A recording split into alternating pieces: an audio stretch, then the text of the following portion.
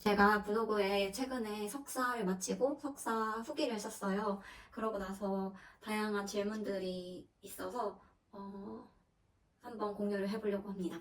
참고로 저는 EDM 유학센터의 도움을 받아서 유학을 오게 됐어요. 지금 석사를 하고 계시는 분들이 제 후기를 보고 질문을 많이 주셨는데 그 중에서도 영국에서 어떻게 지내면서 어떻게 영어를 계속해서 향상시킬 수 있었는지 그런 거를 많이 물어보셨어요.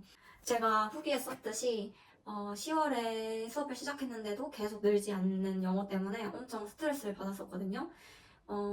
그래서 어떻게 하면 영어를 계속해서 발전시킬 수 있는지 그리고 이 스트레스를 어떻게 해결했는지 알려드리고자 합니다.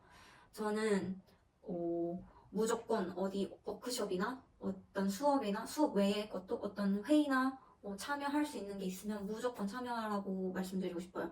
교환학생이든 석사든 와서 영어를 완전 완벽한 상태로 하는 채로 오는 분은 없거든요.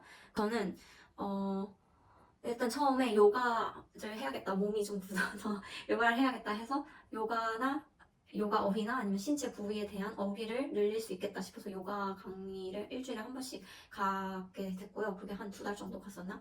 그리고 그 소사이어티라고 학과 동아리 같은 게 있어요. 그럼 소사이어티 가서 친구들하고 계속 얘기하고 그리고 뭐 글쓰기 강의, 글쓰기 도움센터 이런 게 있거든요. 학교 안에서 언어교육센터가 있었는데 거기에 글쓰기 도와주는 분, 피드백 해주시는 분, 혹은 말하기 피드백 해주시는 분 이런 게 있어요. 그런데 그게 온라인 세션도 있고 뭐 강의를 신청해서 일주일에 몇 번 가는 것도 있고 하거든요. 그래서 그런 센터를 꼭 찾아보시면 좋을 것 같아요.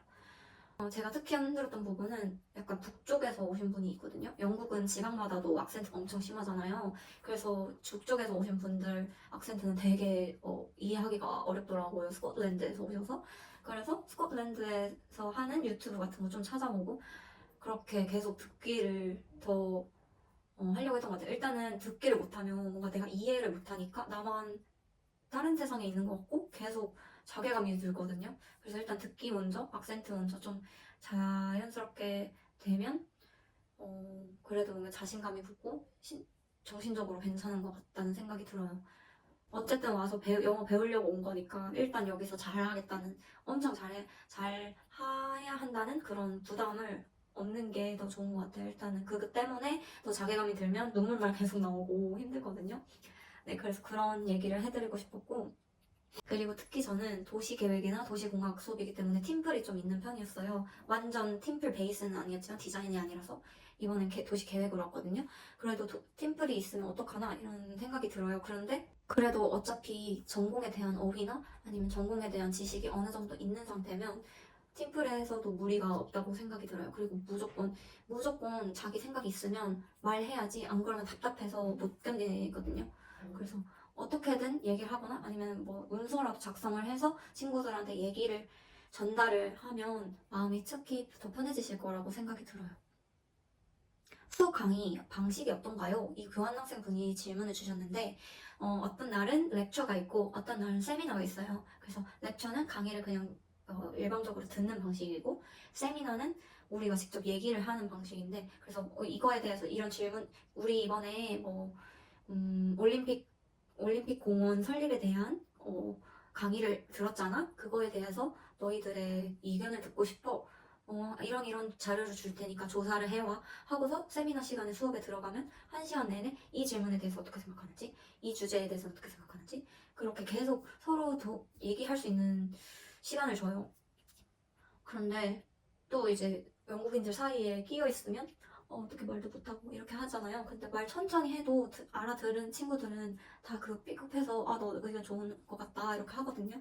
그런 문법이나 이런 거에 상관없이 그래도 계속해서 말을 뱉으려고 해야 되고 그리고 교수님도 뭔가 이야기하려고 하면 되게 좋아하세요. 엄청 잘 봐주시고 그래서 그런 기회가 있으면 계속 용기를 내야 낼 수 있다고 생각이 들어요. 그리고 한번 처음에가 어렵지만 계속해서 이야기를 뭔가 하도를 타면 어쨌든 이것도 역시 전공이나 말하기에 관한 거기 때문에 언어와는 별개로 그런 지식이 어느 정도 있다면 아니면 말하기 실력이 어느 정도 있다면 그 짜임새에 맞게 그냥 영어로만 얘기를 해도 좋을 것 같습니다. 네, 그래서 그리고 세 번째로 도시공학, 도시계획 이 분야에 대한 진로 고민이에요. 저도 여기 와서 링크드인을 제대로 시작하게 된 건 여기 와서 처음이거든요. 그래서 좀 쉽지 않았어요. CV를 이미 대학 측에 냈긴 했지만 그거랑 실제 실무에 내는 CV는 또 다르잖아요. 그리고 내 CV에 처음에 냈던 거랑 계속해서 이력서에 안 좋은 부분이 보이고 그래서 그걸 계속 수정하고 그걸 또 커버 레터를 작성하고 하는 것부터가 일단 큰 도전이었던 것 같아요. 근데 그걸 저는 저희 강의에서도 이제 대학 측에서도 이렇게 권장을 해서 10월부터 지원을 시작하긴 했거든요. 근데도 쉽지는 않더라고요. 제가 완전 행운스럽게 10월에 지원을 했던 직종 하나가 엄청 큰 대기업의 부동산 기업에서 하는 도시계획과였는데 그게 1차를 붙은 거예요. 5,000명에서 800명을 뽑는데 그걸 붙어서 뭐야? 이러고서 솔직히 그때는 영어에 자신이 훨씬 없었어요. 그래서 전화 인터뷰를 하는데 버벅버벅하고 뭔가 준비가 안 된 상태였던 것 같아요. 그게 간단한 인터뷰였는데도. 그래서 한 4차까지 있는데 2차에 떨어지게 됐거든요. 그게 조금 아쉬워요. 왜냐면은 조금 내가 준비된 상태로 플래너에 다시 지원을 했을 때 이 상황이었다면 조금 그래도 붙을 가능성이 어느 정도는 있지 않았을까. 근데 어떻게 보면 요즘 이 외국인을 자주 안 뽑으려는 상황이기도 하고 어떻게 보면 진짜 그 운에 딸린 것 같기도 합니다. 어쨌든 도시계획 관련 직종으로는 뭐가 있냐. 제가 지금 지원하고 있는 거는 마스터 플래너, 얼반 디자이너 이쪽에 많이 집중을 하고 있고요. 왜냐면 그쪽에 제가 디자인 툴을 이용해서 할 수 있기 때문에. 그리고 타운 플래너라고 도시계획과가 있는데 여기에서의 도시계획과는 실제 이 플래닝 어플리케이션, 플래닝 퍼미션을 받을 수 있는지 그 서류 검토하고 정책에 맞게 확인했을 때 여기에 계획을 해도 된다, 안 된다. 그리고 그거를 따지는 그거를 변호하는 그런 느낌이기 때문에 조금 도시 계획에 대한 이론이나 정책이나 시스템을 알아가는 데는 이 학업이 정말 도움이 됐지만 제가 실무에서 이걸 계속 할 수 있을지는 의문이 계속 들었어요. 그래서 디자인 쪽으로 지금은 알아보고 있습니다. 타운 플래너들이 제일 많이 뽑아요. 왜냐면 리즈나 셰필드나 맨체스터나 다 지방마다 그 도시 계획과가 필요하고 지방의 시청 혹은 시청이 아닌 그 컨설테이션 펌 다른 사기업에서도 뽑기 때문에 그쪽으로도 타운 플래너가 좀 많이 있습니다. 그 반면에 마스터 플래너나 얼반 디자인은 조금 덜 뽑는 편이에요. 왜냐면 영국의 도시계획 같은 경우는 새롭게 뭔가 디멀리시하고 아예 새롭게 지어내는 경우가 흔치 않아요. 그렇게 많지 않아요. 한국만큼. 그래서 아예 개발을 한다 보다는 어떤 원래 있던 거를 보존을 하면서 옆에를 개발하는 그런 방식이거든요. 그래서 많지 않은 것 같아요. 그래서 저는 지금 로컬 커뮤니티에서 오르가나이징 하는 거, 커뮤니티 오르가나이징 하는 거, 혹은 도시계획 NGO 단체에서 뭐 데이터 관련 아니면 매니지먼트 관련 이런 직종도 좀 알아보고 있습니다. 링크드인에 자주 들어가셔서 그 링크드인 페이지에 뭐 하이어링 이렇게 검색하거나 얼반 디자인, 얼반 플래닝, 타운 플래닝 이런 식으로 검색을 해서 거기에 나오는 해시태그 따라서 그 사람들 팔로우하거나 그 페이지들을 계속 팔로우해서 소식들을 주고받는 거를 추천드립니다. 아직 저도 풀타임 잡을 구하고 있기 때문에 저에게도 화이팅, 그리고 여러분들에게도 화이팅을 말씀드리고 싶어요. 4번인가 5번인가 모르겠네요. 파트타임에 대한 질문을 주셨어요. 파트타임을 구했는데 이게 학업이랑 경제생활에 병행을 하는 게 쉽지 않았는지 그리고 영향을 많이 끼치진 않았는지 질문 주셨는데 저는 파트타임 일단 구하는 건 엄청 어렵다고 말씀드리겠습니다. 저뿐만 아니라 여기 현지인 친구들한테도 엄청 어려워요.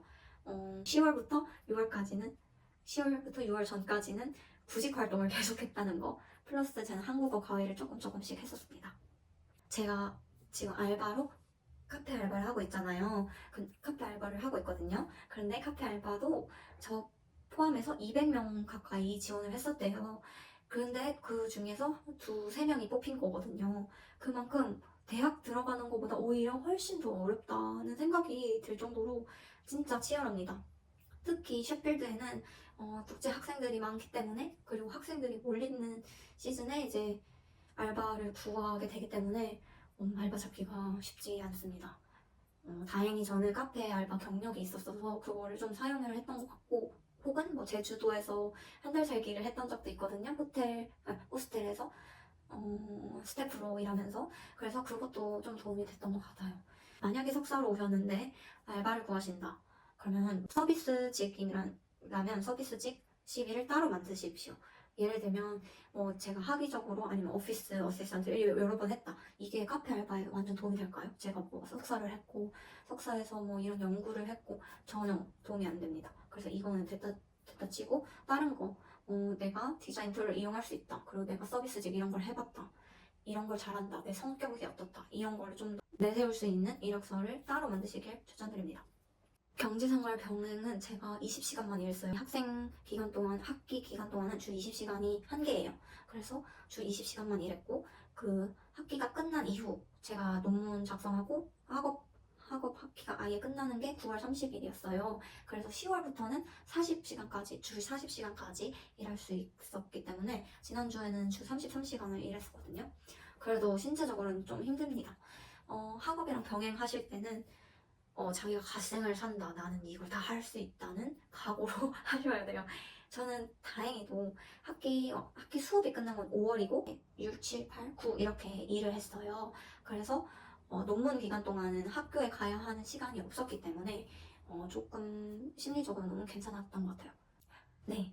그래서 학기랑 병행하는 거는 처음 1학기이시라면 약간 어려우실 것 같고 적응하느라 그 이후에 어느 정도 이 영국이 어떻게 돌아가는지 일하는 사람들은 어떻고 학생들은 어떻고 이런 게 좀 파악이 되셨을 때쯤 알바를 하시는 걸 추천드립니다. 그 멘탈로도 많이 덜 깨질 것 같아요. 네, 그렇습니다. 일단 여기까지 Q&A 1편을 마칠게요.